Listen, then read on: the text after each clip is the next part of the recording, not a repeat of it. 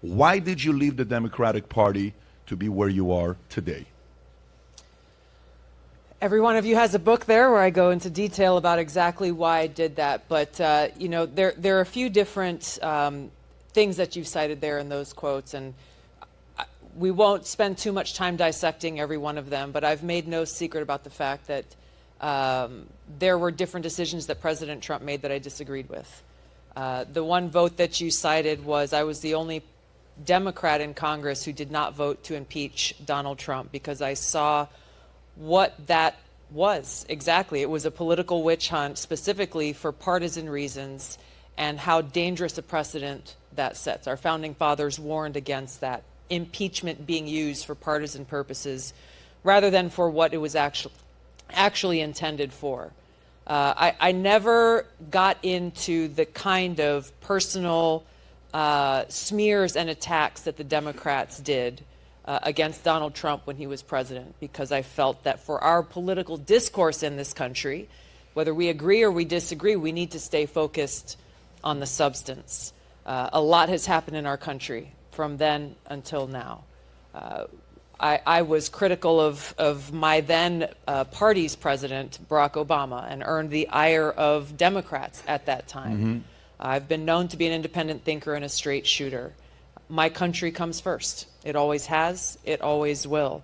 That's what motivates the decisions that I've made. And ultimately, what drove me to leave the Democratic Party was how could I, in good conscience, align myself with a party that at every step of the way has become the party that opposes freedom, that completely derides the Constitution and throws it in the trash, doesn't believe that it's relevant to our country today. And as we are seeing over and over, and it looks like we'll talk about some of these examples, at every turn, they are willing to undermine the rule of law and politicize all these government agencies, the Department of Justice, law enforcement, and so on, just to remain in power, going so far as to try to take away every one of our rights to decide who we want to vote for in this election. And they're doing that through the court of law. They've done it through over 32 states trying to get Donald Trump off of the ballot. They are so terrified of we, the American people, making, quote unquote, the wrong choice in their minds, that they are willing to take away our freedom to supposedly protect ourselves and, in their words, to save democracy, to destroy democracy in order to save it. But really what they're doing is just trying to protect themselves. But it shows that twisted mindset, and we saw it in the Supreme Court ruling on that Colorado case with the Colorado ballot, when unanimously the Supreme Court said no. The people decide elections. A court doesn't unilaterally get to decide who's allowed to be on a ballot and who's not.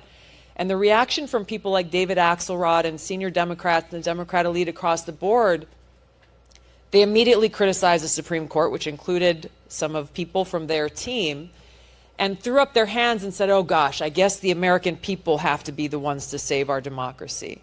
It shows that twisted mindset that I saw building over time throughout the time I was in the Democratic Party, and it got to a point where there was no way I could associate myself with them anymore.